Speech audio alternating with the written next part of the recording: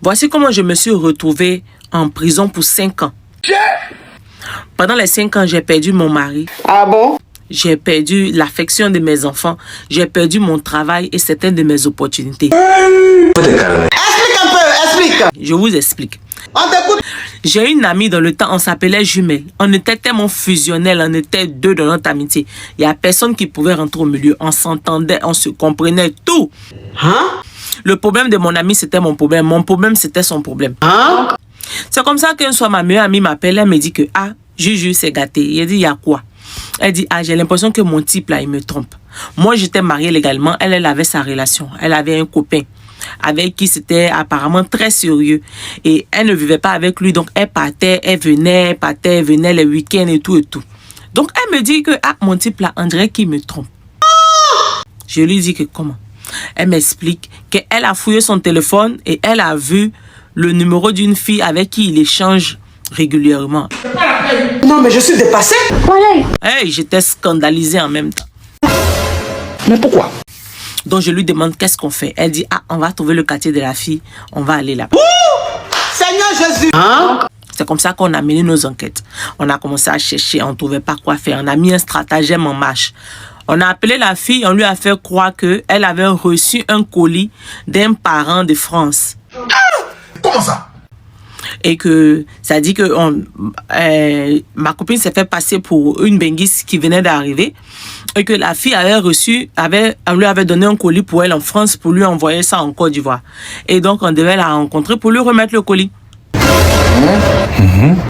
Bon, elle voyait pas qui avait bien pu lui envoyer un colis, mais tout le monde a un parent en France quelque part ou un ami. Donc elle a dit, ok, il n'y a pas de problème. Elle a donné son quartier. On devait la retrouver à tel endroit, à telle heure. Nous sommes partis au quartier. On était à l'avance même. On a essayé de mener nos investigations, mais ça n'a rien donné. Donc, on s'est arrêté là. À l'heure convenue, la fille est venue vers nous.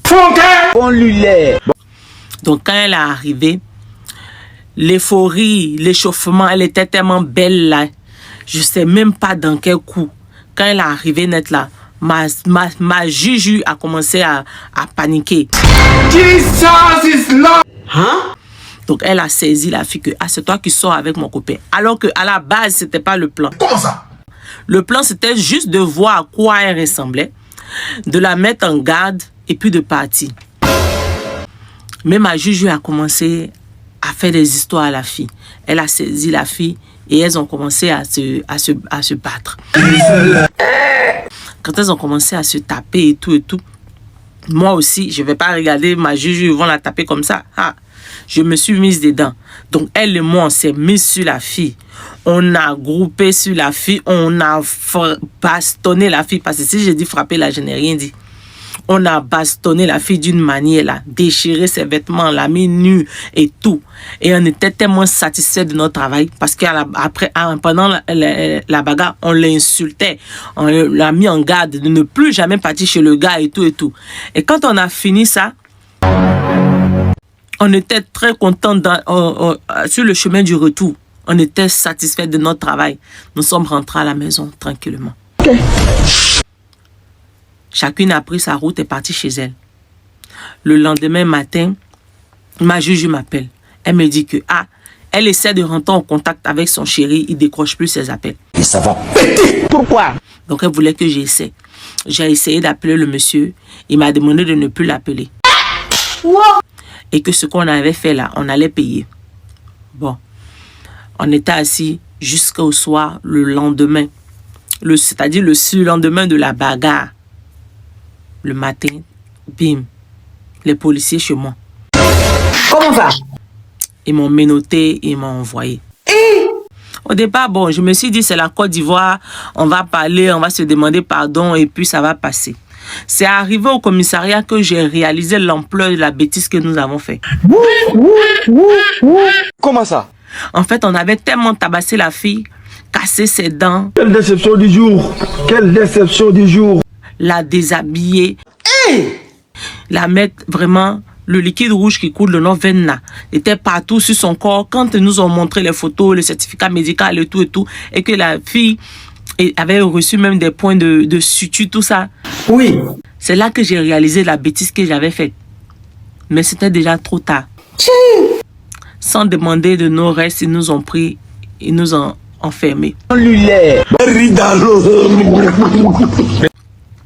On était là, on espérait toujours que les choses se fassent. Mon époux était au four et au moulin, il tournait, il faisait tout pour que pour que l'affaire puisse se régler à l'amiable. Les parents de la fille ont refusé. Et même le copain de ma Juju, le copain de ma Juju était celui même qui refusait même. Il ne voulait pas que l'affaire se tasse. Il voulait qu'on aille jusqu'au bout. Malheureusement, après 3 jours, on nous a déférés. On nous a déférés, on a fait 6 mois avant qu'on nous juge. Et après les 6 mois, moi j'ai pris 5 ans de prison. Tout est gâté. Eh Seigneur. J'ai pris 5 ans de prison. Juste pour avoir accompagné ma camarade. Pour aller soi-disant défendre son territoire. Tu es bête. La première année, après mes 6 mois, l'année qui a suivi, bon, mon mari venait régulièrement. Après, il a commencé à diminuer. C'est gâté. Il a diminué, c'est venu. Jusqu'à vers la mi-2e année, 2 années et demie, il m'a demandé le divorce. Non, non, c'est pas possible. Femme est bête, hein. Un coup comme ça de tout, je suis passée à rien. Il m'a demandé le divorce. Quand je partais, j'avais laissé des petits-enfants. Ils ont grandi sans connaître leur réelle maman.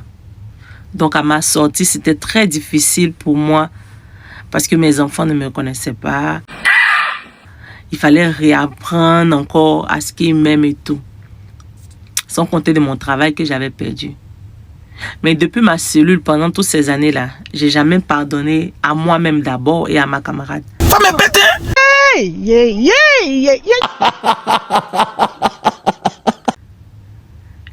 Donc j'ai arrêté de lui parler. D'accord. Me voilà aujourd'hui dehors.